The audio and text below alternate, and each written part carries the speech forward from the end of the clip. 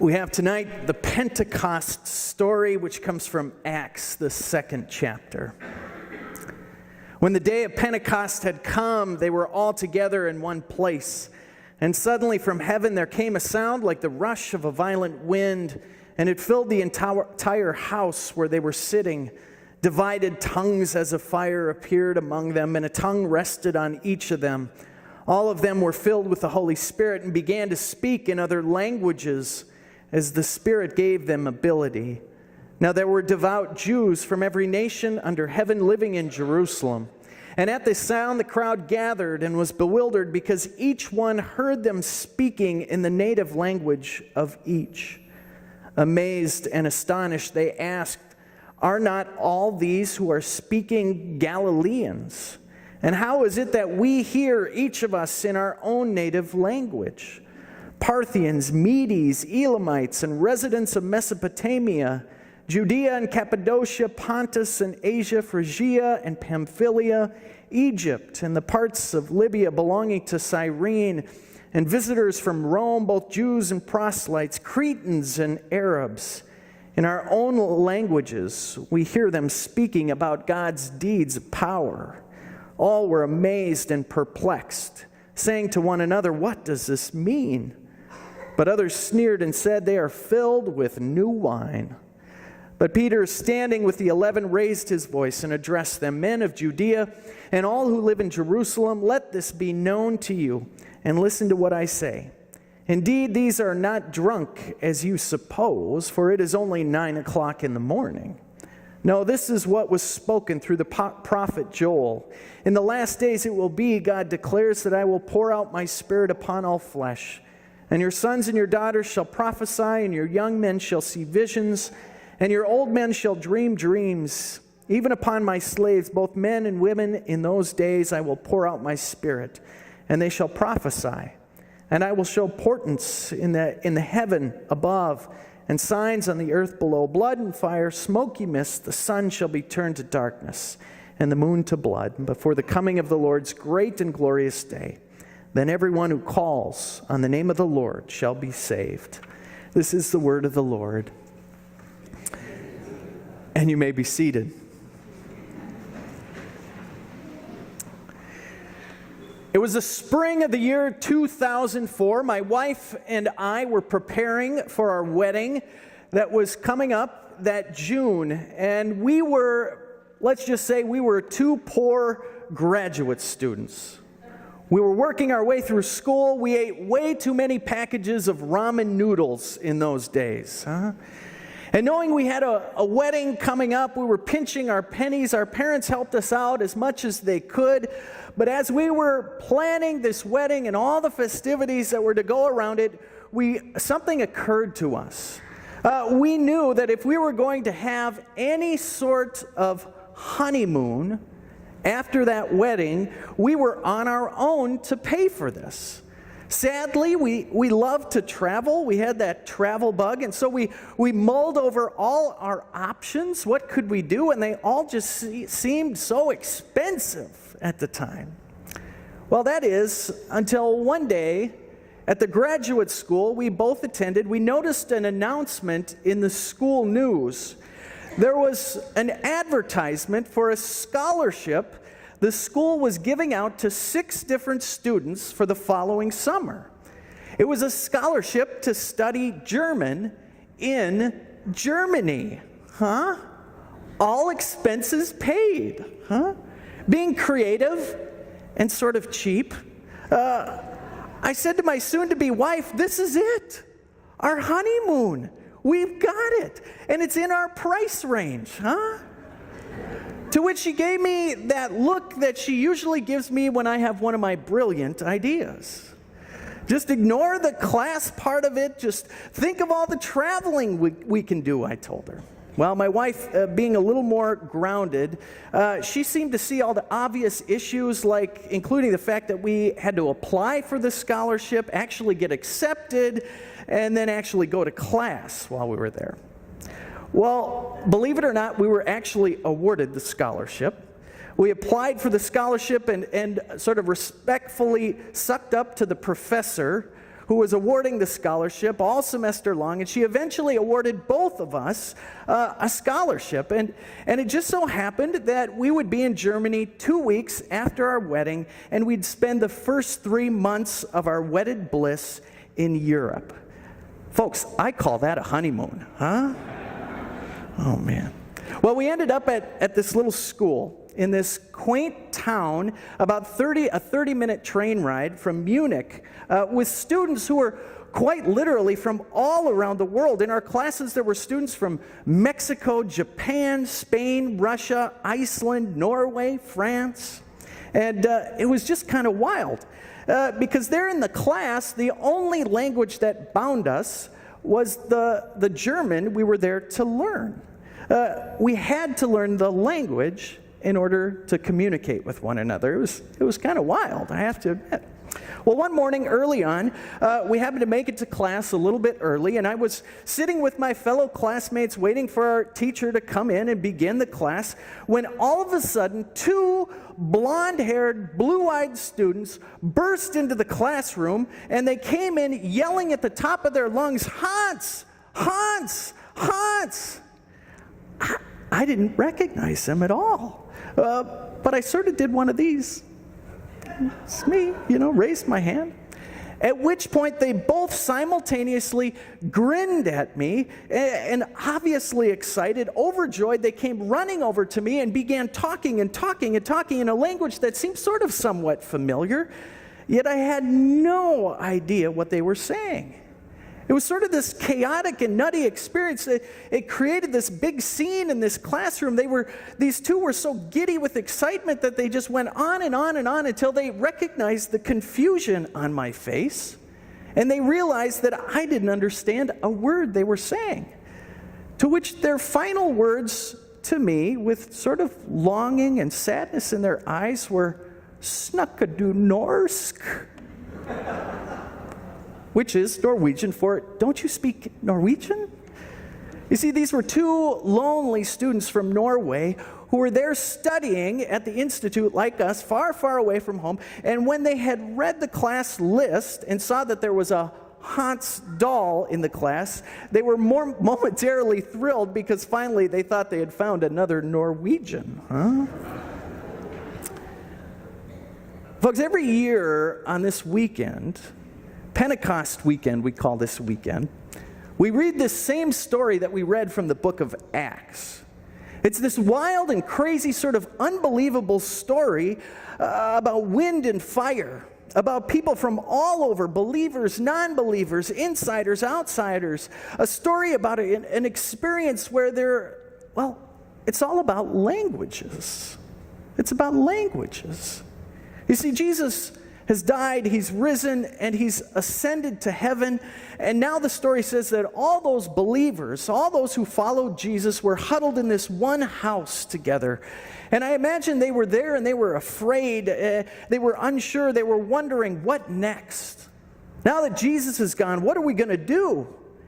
And that's when this wild event takes place that we read about today, what we call the Pentecost story.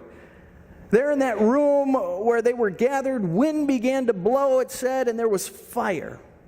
And folks, whenever we hear about wind in the Bible, our minds should go back to the creation story in Genesis, when the winds blew over the water, and we remember God's presence. Whenever we hear about fire in the Bible, we should go back to the story of Moses in that burning bush and remember God was present for Moses. Wind and fire are always signs of God's presence in the Bible. And so, folks, when we hear that these frightened, disheartened, unsure first followers, those insiders to the faith, when we hear that they were all gathered together and were longing Jesus to be present, and the wind and the fire came, they are reminders that God was present. The Spirit of God was there. They weren't alone. But what's even more interesting about this story, I think, and really even more important for us as people who call ourselves Christians, is that it says that when the Spirit blew in that room where they were huddled, those believers, those insiders to the faith, who were probably quite likely uneducated, less than worldly folks from little old Galilee, when the Spirit blew into that place where they were gathered together, all of a sudden something wild happened. It says that those insiders began to speak in all kinds of different languages. They began to speak in all kinds of languages, some languages that they had probably never even heard before. They spoke in the native languages of all those who had gathered from all across the world there in Jerusalem. You heard that long list. Parthians, Medes, Elamites, Mesopotamians, Judeans, Cappadocians, people from Pontus and Asia, Phrygia, Pamphylia, Egypt, Libya, and Rome. Now, if you've heard this story before, I think most of us think about the chaos of that scene, how chaotic it must have been. We think of all these many languages spoken all at once, and the scene it must have created kind of reminds me of the scene my Norwegian friends made in my German class. When I was a pastor in the cities, we had several different congregations that met in our church building. We had a Hispanic congregation that met there, a group from Myanmar that met there, and we had this great group, a Liberian Pentecostal congregation that met in the chapel in our church on Sunday mornings. And I always loved that Pentecostal group. Their worship overlapped with our service on Sunday mornings, and as you walked out of our very vanilla, traditional, stoic, Midwestern Lutheran worship service, you could hear our brothers, Liberian brothers and sisters, a mile away. They were so loud. I swear when they worshiped, they must have wore earplugs, because otherwise their ears would have been bleeding. You could feel the ground shake. I'm sure they had their microphones and guitars and their instruments all turned up as high as they would go. And they had their hands in the air. I don't think I could get you to do that even if I asked you to. They were going to make sure that God didn't forget about them, because God up in heaven, if nothing else, was going to hear them when they gathered together. And like many Pentecostals, there were healings and revivals and speaking in tongues. It was wild. And my fellow vanilla, traditional, stoic, Midwestern Lutherans of Gustavus Adolphus Lutheran Church, when they saw this worship, what our friends called worship, they called absolute chaos. I think that's what we think of when we think about this Pentecost story, the chaos of all those languages being spoken all at once. But folks, I think that misses the entire point of this story. Because I think this story is not about some chaotic, wild spectacle. You see, they told this story way back when. And we continue to tell this story each and every year, I think, because when the Spirit is present, something happens to those first followers. Those insiders, those believers from little old Galilee, they speak, it says, in the language of the outsiders. Those non-believers from all over the world, hear me. The insiders speak the language of the outsiders, and the outsiders heard clearly. It says that each of them heard those insiders, those inside believers, speaking to them clearly in their own language. They heard so clearly that they were astounded, amazed. They were perplexed, it says. So much so that they said to one another, "What's this all about? What's this business about Jesus that they're talking about?" Folks, this Pentecost story is a story of insiders willing to go to the lengths of speaking the language of those outsiders so they could hear clearly the story of faith. Folks, as people of faith, I think this story is one of the most important stories that we tell as people of faith. I do. Because for those ancient people, this story is a story of how the church began. And that story of the beginning of the church is a story where the insiders are willing to do whatever it takes to tell the story, even speak the outsider's language. so that the outsider might speak the story, might know the story of God's love, God's mercy, and God's grace. Folks, I wonder, do we church people, those of us that gather here faithfully, do we have our own language, so to speak? Our own way of saying and doing things that might seem almost unrecognizable to those on the outside, those we hope will join us, huh? I wonder about this sometimes. Actually, I wonder about it quite often. I wonder what it would look like if we, Calvary Lutheran, would be willing to forego some of our language. All those things we think are so important in order that those who are on the outside might experience and know the story of Jesus.